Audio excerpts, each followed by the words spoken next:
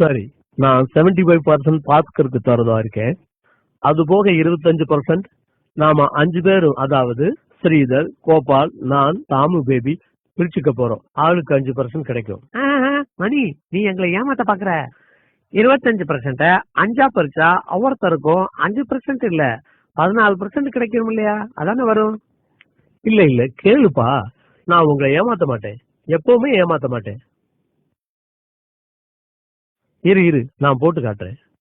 இந்த பாத்தீங்களா, 25 5ஆல வகுத்தா 5 வரும். 5 2ல போகாது. 5 25ல 5 தடவை வரும். புரிஞ்சுதா?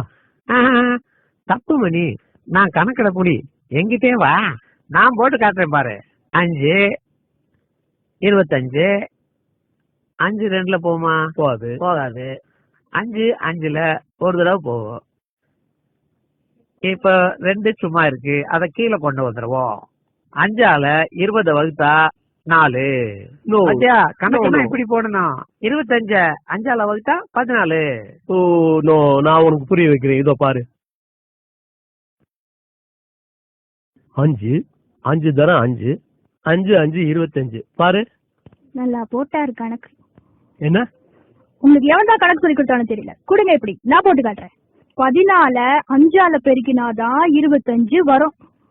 5 × 4 20. 5 1ஆல இன்ட்டு பண்ணா 5, மொத்தம் 25.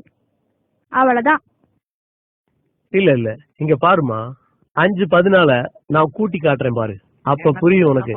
14 14 14 14 14.